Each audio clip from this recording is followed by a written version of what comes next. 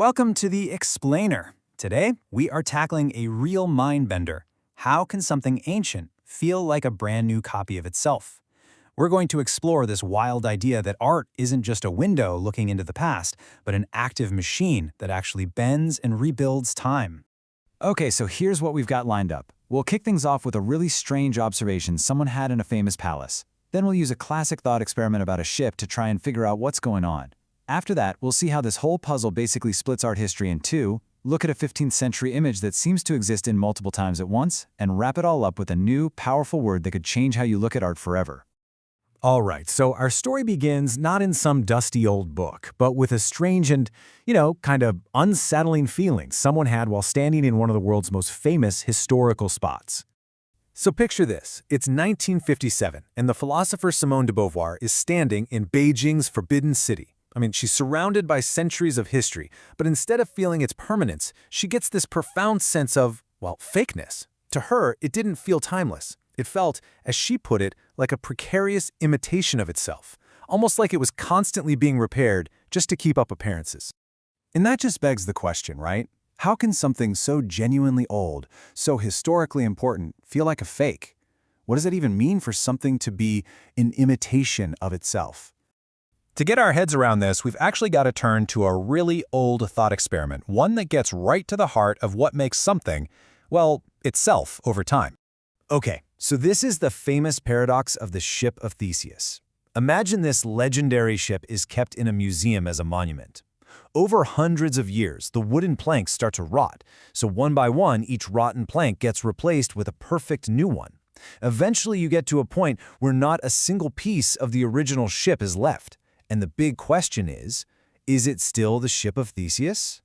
So this puzzle introduces this really key concept, the structural object. The idea here is that its identity isn't locked into the physical stuff it's made of, but in its form, its name, its ongoing story. The ship stays the ship of Theseus because we keep calling it that and we keep its shape intact. And boom, suddenly, de Beauvoir's strange feeling makes a whole lot more sense. The Forbidden City is a structural object. Its identity isn't in its original wood and stone, but in the constant, endless act of replacement. So this idea, it sets up a huge conflict in how we think about art. It reveals these two totally competing ways of looking at things that are, basically at war with each other. So on one side, you have the substitutional model. Think of it like a recipe for a cake. The original recipe is what matters, but any cake you make from it is still that cake, right? The specific flour or eggs you use are kind of beside the point.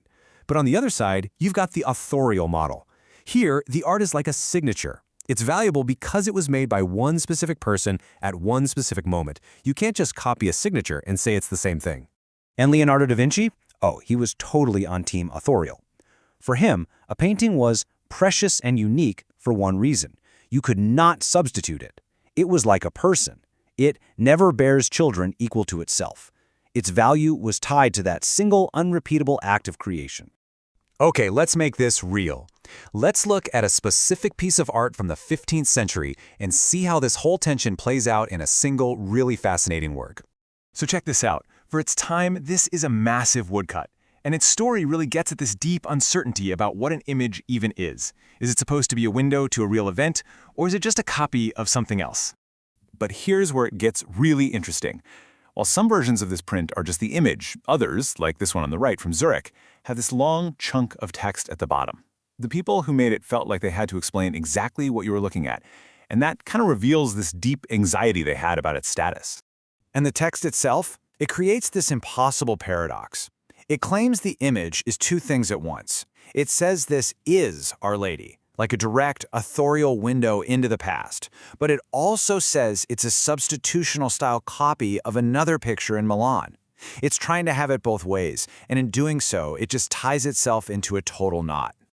Okay, so let's just pause for a second and break down all the different timelines packed into this one image. It's showing the Virgin Mary in the distant past. It's got a portrait of her son, Jesus, hanging on the wall before he was even born. It's referencing a miracle that just recently happened in Milan. And it's all presented to the viewer in their present moment while admitting that it's a copy of something else from another time.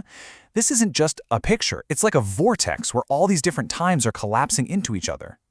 So where does all this leave us? The Forbidden City, the ship, this paradoxical woodcut, it's all pointing to one central idea.